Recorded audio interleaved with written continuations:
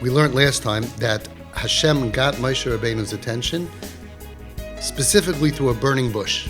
The bush is on fire, but it's not being consumed. And the reason was, Hashem could have given any kind of way to get Moshe's attention. The reason was that the whole message of the Shlichus was Tomun, was buried in this Mara, in this vision. That, you see the bush? Yeah. You see it's on fire? Yeah. But it's not being consumed. Klal Yisrael is on fire with Tumah all around it, but you should know the essence is not being consumed.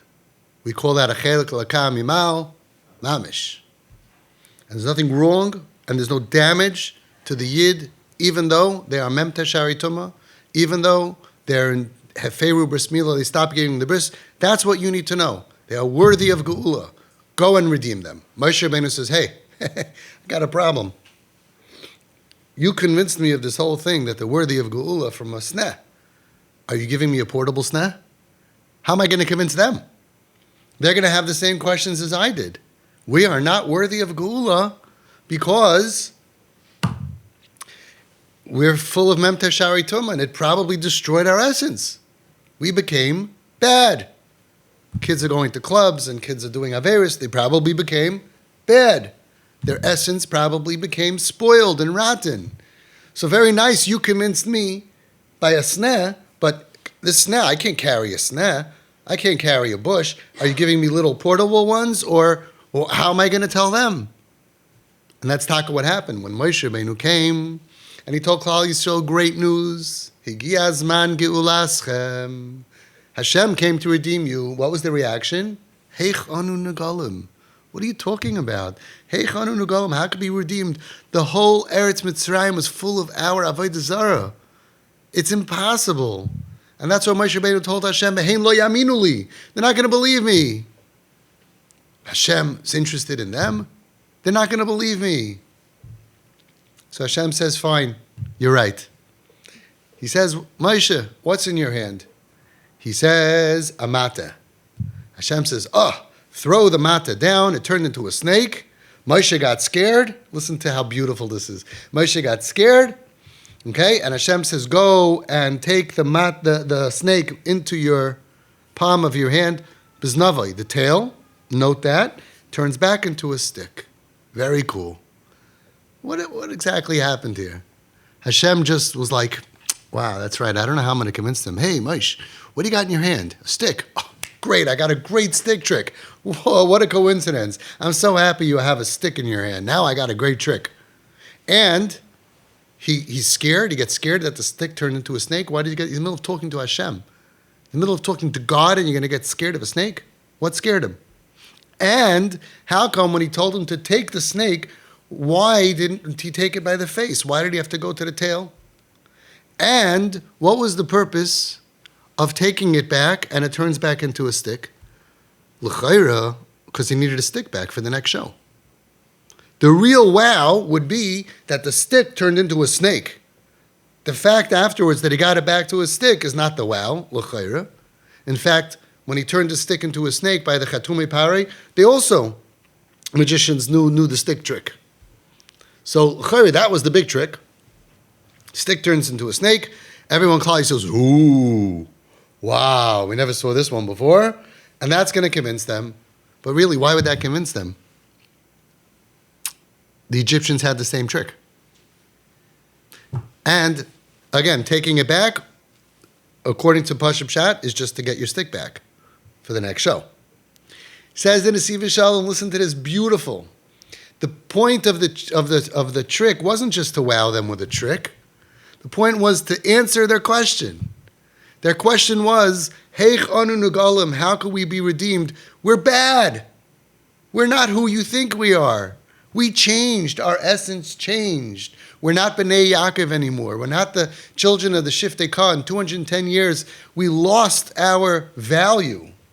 Heich anu negalim, how can Hashem really have sent you to redeem us? Us at the club on Friday night, doing all the Averis, smoking up and whatever, and Mashiach comes and says Hashem wants you. They're not going to believe it. So I'm going to show them a magic trick, and they say, whoa, you must be either a great magician or a messenger of God. No. The magic trick answered their shaila. How? Says the Nesivas Shalom, Ga'ainis. A stick has two words that describe a stick. There's two Hebrew words to describe a stick. One is makal. One is mata. A makal is a stick that's used to hurt people. A makal chayvlin. You bang someone on the head. A mata is a stick that's used like a cane, she'alav nishanim, that you rest on it and it helps you stand, it helps you go in your life. The makal comes from the olam hachurban. The mateh comes from the olam habinyan. It's helpful. Kadosh Baruch Hu says, of course I know what's in your hand. I know it's a stick. What kind of a stick do you have in your hand, Moshe Rabbeinu? Moshe says, a mateh. A stick that's used for binyan. It helps me walk. It's not something that I use to hurt people. It's not from the olam hachurban. It's not the ligenstecken that the Rabbeim used to have in yeshiva when you told a lie. It's a mateh ma'olam habinyan. Hashem says, take that good mateh that is used to be helpful and make the world a better place and throw it into the artzius. Throw it into the artzius is a lashon of the depth of the tumah. It's called artzius. And what happens? That same beautiful mateh that was good turns into a seething, angry snake. The snake, he says, has no purpose. It's all olam hachurban. A cow you can plow with. A dog has value, as we know. But a snake has no value, even though I know one kip that he had an 8-foot snake as a pet. It has no value in this world. And that's what scared Moshe. He wasn't scared of the snake. He was scared when he saw something so good that he knew so well and it helped him so much turn into something so angry, so bitter, so horrible, wanting to bite you and destroy you. Like we see our kinderlach, that when they were in 2nd grade, in 4th grade, in 6th grade, they're so cute, so wonderful, so smart. Olam habinyan. And they got thrown into a world of artzias. And some of them become so bitter, so angry, like snakes. They want to destroy us. They want to kill us. They want to destroy Klal Yisrael and burn down the whole village. As the famous story says, the famous Vart. I don't know where it comes from. It takes a village to build a child, and a child that does not feel the warmth of the village will burn down the village to feel its warmth. The child who feels abandoned by us will burn us down, burn it down. Everything, Torah, community, Hasidus, Litvish, burn it down. Burn down the family, the community, out of pain. That's what's scary. When we see our kids who were so cute and wonderful and so good, and all of a sudden they're so full of anger because they were thrown into artzius, vayonas, Moshe mipano. That was what scared him. How did this mateh from the olam habinyan become so destructive? But that's not the end of the story. That's just the beginning. Don't go to the face of the snake and attack it. What's the matter with you? Get out of here. In my house, you can't dress like that. How could you talk like that? No. Go to the tail and embrace it. Or I would say, embrace the tail activities. Embrace it in the palm of your hand, and in your warmth that you embrace it, it turns back into that mateh me'olam habinyan she'alav nishanin that's good for the world.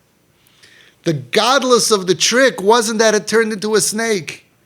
The godless was that a snake can return back to be a stick, because it was always a stick. It was only reacting to being thrown into the artzius, thrown into trauma, thrown into a world that it can't function. He didn't take back the snake, turn it into a stick so he can travel. That was the point of the message of the magic trick. Klal Yisrael, you think you're a snake because you're in Memte Shari Tumah? No, you were thrown into Erevis Haaretz. It's not your fault that you're this way. And you're still good. And when you'll be embraced, like Hashem is going to embrace you, He calls you B'ni B'chayri Yisrael. Before they did tshuva, as we've spoken, Hashem said, I love you more than heavenly angels, the way you are. There was no Yom Tshuva. There was no fast day. They didn't have to do tshuva. The way they were, Hashem did dam tzvardeh. And with every time that He knocked the Egyptians, it wasn't about the Egyptians. It was showing us, showing your kid, look what I'm going to do to your enemies because I love you, even though you have a tattoo and you're bowing to idols and memter shari tumah. Each one was rebuilding our self-esteem, that we should believe in ourselves, that we should believe that Hashem cares about us, that we're good. We're not bad, lazy, or stupid. We're really good. I am behaving so bad because Hashem knows you were thrown into Artzius. You were exposed to things you should never have been exposed to. If the Shiftei Ka would not have ended up in Mitzrayim, and we wouldn't have been exposed to Eretz Haaretz and to the worst spiritually depraved land in the world, we never would have fallen. So the only reason we behave that way externally is because of we were thrown into that world of Bilbul Adas and Cheshkus HaMoyach and all of that. It's not who we are. Our essence is good. That was the message of the ice. Isn't that beautiful? But what if they're going to say, I don't believe you, Moshe? So Pashut Pshat was, it's not such a great trick. By the way, I want to mention something else. The raya to what he's saying is, the Mitzrayim were able to make a mata into a nachash, but we don't find that the nachash became a mata again. Only Moshe Rabbeinu did that. Because only the Yidden are really good that they really could become a mata. The nachash of the Mitzrayim, they did that trick, but remained a nachash. I don't know if that's true. Maybe somewhere you'll find that it returned. I've never seen that. So l'chayre, that's a difference.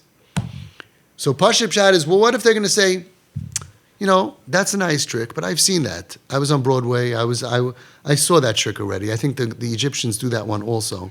That's nice, but it's not so amazing. So Hashem says, I'll give you another trick. No, that's looking at it like a third grader. Nesivas Shalom says, V'haya im lo yaminu l'cha la'isarishayim, because they're going to say, I hear that something that has no bechira and gets thrown into the dirt really is good and can come back to be good.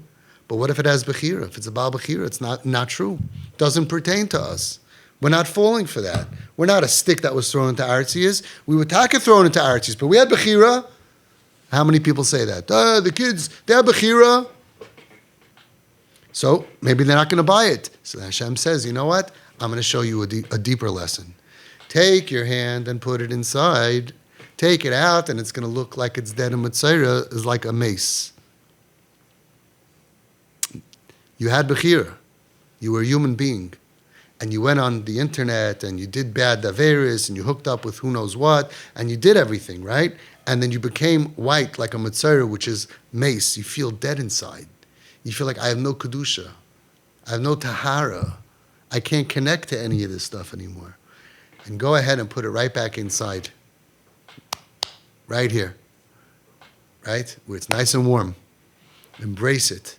And it turns right back into flesh. And that message was, again, that you think that you messed up because you're bad. You didn't become dead. You're feeling bad.